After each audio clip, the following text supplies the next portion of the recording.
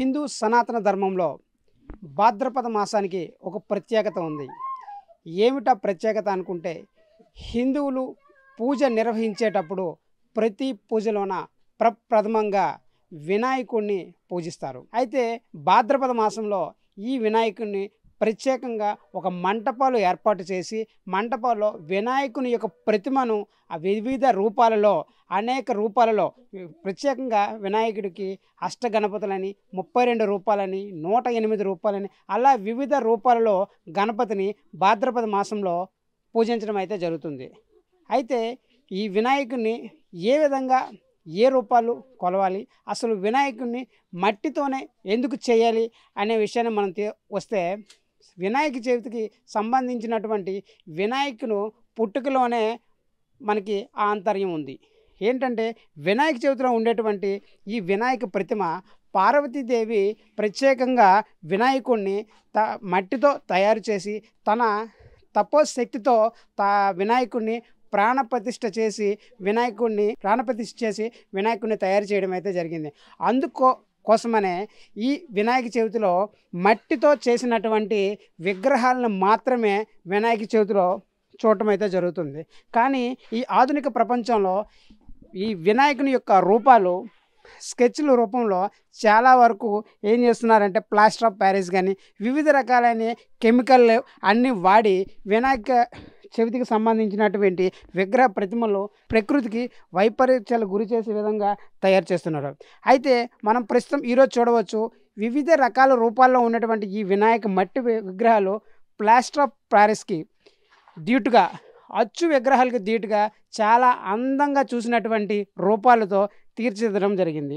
ఈ గంగానది నుంచి తెచ్చినటువంటి మట్టిని ఆ గంగానది పరివాహక ప్రాంతాల్లో ఉన్నటువంటి వ్యక్తులు ఈ ఆమదాలవలస నగరానికి రావటం, ఈ ఆమదాలవలస పట్టణంలో ఉన్నటువంటి ఒక వ్యక్తి ఆసామి ఈయన తీసుకొని రావడం, ప్రకృతి ప్రేమికులకు ప్రత్యేకంగా ఈ మట్టితో చేసినటువంటి విగ్రహాలను గత కొన్నేళ్లుగా ఇక్కడ విక్రయం చేయడం, ప్లాస్టర్ ఆఫ్ ప్యారిస్ అలాగే కెమికల్స్తో తయారు చేసినటువంటి రంగుల్ని తగ్గించే విధంగా ఈ ఏర్పాట్లు చేయడం అయితే జరుగుతుంది. ప్రస్తుతం మనతో పాటు నిర్వహించేటువంటి నిర్వాహకులు మొత్తం శ్యామ్ ఉన్నారు. ఆయన మాటలను తెలుసుకునే ప్రయత్నం చేద్దాం. చెప్పండి సార్, అసలు ఈ మట్టి విగ్రహాలు ఎందుకు మీకు ఈ విధంగా చేయాలనిపించింది? మేము కొన్నేళ్ళు టెక్కలి వెళ్ళి తెచ్చేవాళ్ళం విగ్రహాలు. అక్కడ నుంచి తెచ్చినప్పటికీ ట్రావెలింగ్ ఖర్చు గట్రా చాలా ఎక్కువైపోయింది. జనాలకి చాలా ఇబ్బందులు, చాలా వరకు బాధల్లో కూడా పడిపోయి, బొమ్మలు పడిపోయి ఎరిగిపోవడాలు గట్రా జరిగి, అప్పుడు నాకు ఒక ఆలోచన వచ్చింది. ఒక 3-4 కలకట్టా వాళ్ళకి తెచ్చేసి ఇక్కడ విగ్రహాలు తయారు చేస్తూ బాగుంటుంది, ఇక్కడ జనాలకు కూడా మూమెంట్ బాగుంటుంది, విగ్రహాలు కూడా వెళ్తాయి, ట్రావెలింగ్ కూడా వాళ్ళకి కూడా తగ్గుతారని ట్రావెలింగ్ ఖర్చు మిన్నితంగా మనం వాళ్ళ కోసం ఆలోచించుకొని ఇక్కడ ఒక సంస్థ పెట్టుకున్నాం. అది మా విగ్రహాలకి హెడ్గా ఇతను కింకర్ అనే వ్యక్తి, శంకరు, ఇంకా రకరకాలుగా ఉన్నారు. మొత్తం 10-15 మంది కుర్రోళ్ళకి తెచ్చేసి నేటికి 10-15 సంవత్సరాల నుంచి ఇక్కడ అది స్థాపించాం. ఇక్కడ మొత్తం మట్టిని మీరు ఎక్కడ నుండి సేకరిస్తారు? కలకట్టా, కుమార్టోలి అక్కడ నుంచి తీసుకొని వస్తుంటాం. అది గంగానది మట్టి అంటారు. గంగానది ప్యూర్ గంగానది మట్టి, దానికి ఎటువంటి డోకాయట్లేదు.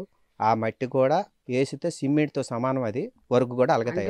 ఇన్ని దగ్గరలో మట్టి చాలా దగ్గరలో దొరుకుతుంది, లభ్యమవుతుంది, అనేక చెరువుల్లో కూడా బంకమట్టి దొరుకుతుంది. ప్రత్యేకంగా మీరు గంగానది మట్టిని ఎందుకు వాడుతున్నారు? గ్లో ఎక్కువ వస్తుంది. ఎక్కడ మట్టి చేస్తే దానికి బంక మట్టికి ఆ గంగానది మట్టికి కొద్ది తేడా ఉంటుంది. అక్కడ మట్టి దేనికైనా పెడితే అతి పవిత్రమైన గంగ, కాశీ విశ్వనాథు శివుడి నుంచి ఎలాగైతే ప్రవహించిందో గంగ, ఆ మట్టి అక్కడి నుంచి తీసుకుని వచ్చి ఆ మట్టితో పవిత్రమైన మట్టి మనం ధరిస్తే మనకు ఆ విగ్రహాలకి స్వరూపమైన రూపం తేవచ్చు, ప్రాణ ప్రతిష్టలు కూడా బాగా జరుగుతాయని ఉద్యమం మీద మనం చేస్తున్నాం.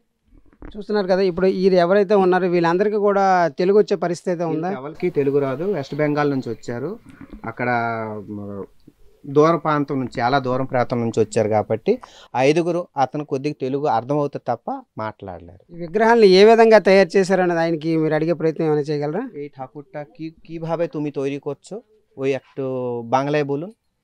প্রথমে আমরা কাঠের ফ্রেম তৈরি করছি, দিয়ে খড় আর সুতলি দিয়ে ওটা বডিটা তৈরি হচ্ছে, তারপর মাটি দিয়ে আমরা সুন্দর করে বানাচ্ছি, ফিনিশিং করছি। আমাদের গঙ্গা নদী থেকে মাটি এসছে, মাটি দিয়ে আমরা ফিনিশিং করতেছি। ఆయన ఏం చెప్పారని తెలుగులో చెప్పే ప్రయత్నం చేయండి. అతను ఏంటంటాడంటే, ఫస్ట్ మనం కర్రలతో టెక్చర్ తయారు చేస్తాము. కర్రలు టెక్చర్ చేస్తే గడ్డి కడతాము. గడ్డి కట్టిన తర్వాత దానికి తాడు సూతిలతో దానికి తయారు చేసి ఆకారం బొమ్మ ఆకారం దించుతాం. బొమ్మ ఆకారం దించిన తర్వాత ఇక్కడ మట్టి తొడుగేస్తాం. ఆ తొడుగు తర్వాత గంగానది మట్టి పాత పోసిన తర్వాత దానికి ఆకారం దించుతాం. అతి స్వరూపమైన వినాయకుడు కానీ, దేవి కానీ, సరస్వతి కానీ, లక్ష్మి కానీ ఏ రూపాలైనా మనం దించుతాం. ఆ దించిన తర్వాత దానికి మనం ప్రతిష్ఠ చేసి మనం డెలివరీ చేస్తాం ఇక్కడ నుంచి. అది అయితే ఈ ఎంతెంత పెద్ద పెద్ద రూపాలు మీరు తయారు చేస్తున్నారు కదా, ఈ పెద్ద పెద్ద రూపాలు తయారు చేసిన దగ్గర ఎక్కడ కూడా ఈ మట్టితో తయారు చేయడం వల్ల ఏమైనా పగుళ్ళు కానీ విరగడం కానీ ఏమైనా జరిగే పరిస్థితి ఏమైనా కనిపిస్తుందా? లేదండి. కింద ట్యాక్చర్ కరెక్ట్గా బలమైన ట్యాక్చర్ మనం కర్ర ట్యాక్చర్ పెడితే దానికి ఎటువంటి దానికి ఉండదు. నీకు ఎలాగ విరుగుతుందంటే ట్యాక్చర్ లేకపోతే కానీ గడ్డి కట్టు బాగా లేకపోతే అవన్నీ ఇరుగుదలకు వస్తాయి. దానివల్ల ప్రాబ్లం అయితే లేదు. ఇప్పుడు వరకు చిన్న చిన్న పొగులు ఉంటాయి తప్ప ఈ గంగానది మట్టి అయితే ఆ పొగులు కూడా కనబడవు. అంటే ప్లాస్టర్ ఆఫ్ ప్యారిస్ అయితే ఎటువంటి పగుళ్ళు ఉండవని, చాలా చక్కగా ఉంటాయి, అందంగా కనిపిస్తే భారీ విగ్రహాలకి ప్లాస్టర్ ఆఫ్ ప్యారిస్కి వెళ్తున్నారు. మీ చిన్న చిన్న విగ్రహాలు మట్టి విగ్రహాలు ఉంటాయి కానీ పెద్ద విగ్రహాలు వస్తే పగిలిపోతాయని ఉద్దేశంతో వెళ్ళట్లేదు. దానిపైన మీరు ప్రజలకు ఏమైనా సమాధానం పైన ఏంటంటే పొల్యూషన్ ప్రాబ్లం వస్తుందండి. ప్లాస్టర్ ఆఫ్ ప్యారిస్ ఒక కాగితం రకరకాలుగా కెమికల్ కలుస్తాయి. కెమికల్ కలిస్తే ఒక చెరువులో వేసిలో కానీ, నదిలో వేసిలో కానీ, సముద్రంలో వేసిలో కానీ అది కరగదు. జీవితాంతరం అన్నాలు ఉండాలి, అన్నాలు ఉంటాయి. ఈ గడ్డి కట్టు మట్టి కట్టు ఇరిగిపోతాయి. ఎందుకంటే ఇలాగ నీటిలో వేస్తే 10 నిమిషాల్లో అది కరిగిపోయి కింద దిగిపోతాయి. ఆ గడ్డి ఒకటి మిగులుతుంది, కర్ర ఒకటి మిగులుతుంది తప్ప ఇంకేటి మిగలదు. దానికి దీనికి తేడా అంతే తేడా ఉంది సార్. చూస్తున్నారు కదా, ఈ ప్లాస్టర్ ఆఫ్ ప్యారిస్ ప్రకృతికి విరుద్ధమని, అలానే మట్టి విగ్రహాలు కూడా అతి భారీ విగ్రహాలను కూడా చేయడం అయితే జరుగుతుంది. మనం చూస్తూ ఉండొచ్చు చాలా 10 అడుగుల విగ్రహాలు, 5 అడుగుల విగ్రహాలు, వివిధ రూపాలైనటువంటి విగ్రహాలు ఇక్కడ చూస్తున్నాం కదా. ఈ విగ్రహాలు అన్నీ కూడా చాలా భారీ విగ్రహాలే.